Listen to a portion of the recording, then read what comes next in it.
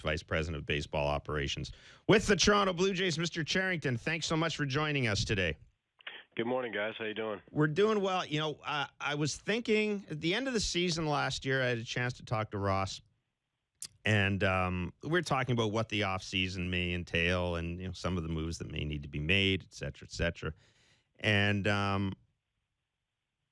you know, Ross kind of brought up the Red Sox team that you were general manager of, and how it was 2013. I mean, the team that came into spring training, and, you know, I mean, a lot of teams made a lot of big moves. You made these surgical moves, these surgical additions. I remember Shane Victorino, and I can remember Dan Shaughnessy writing a column. Oh, you know, people aren't excited about this year's Red Sox team. Well, they were when you won the World Series.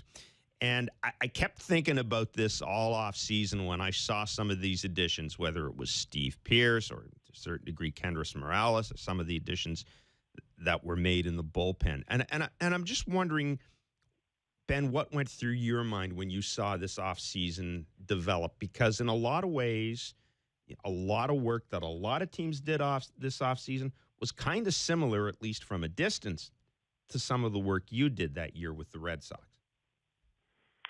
Well, mostly what I thought of was, certainly just getting involved with the Blue Jays starting in September and getting the opportunity to go back to work in baseball. I was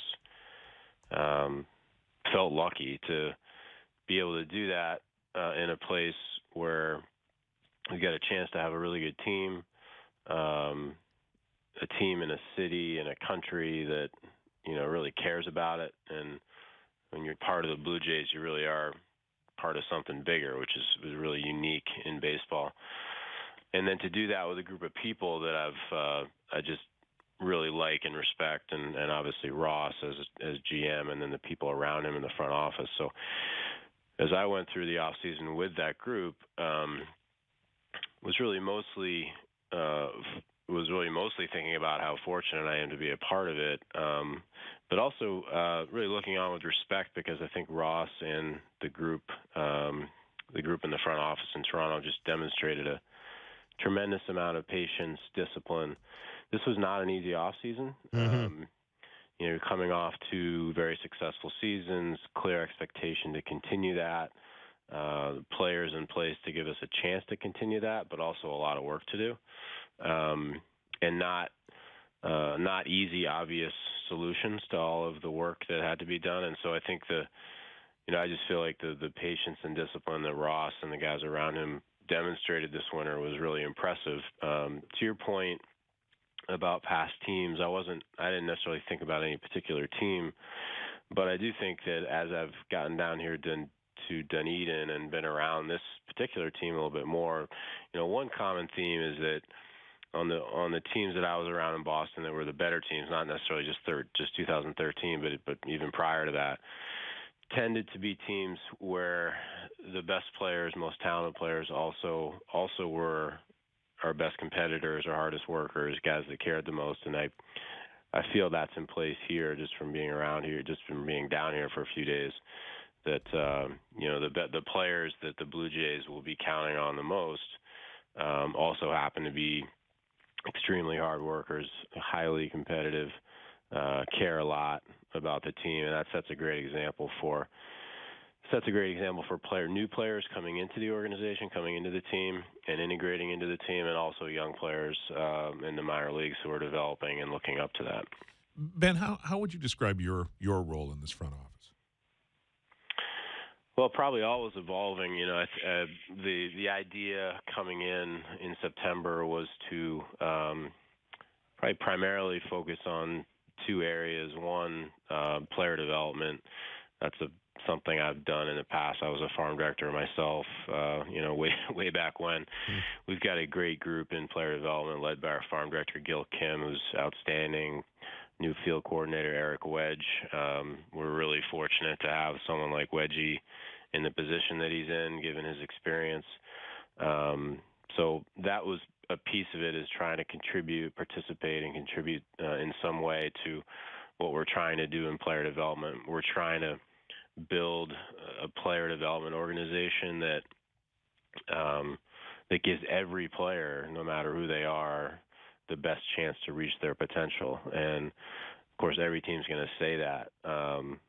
But that's what we're trying to do, and we're spending a lot of time, and there's a lot of talented folks spending a lot of time thinking about that, trying to learn how to do that the best way.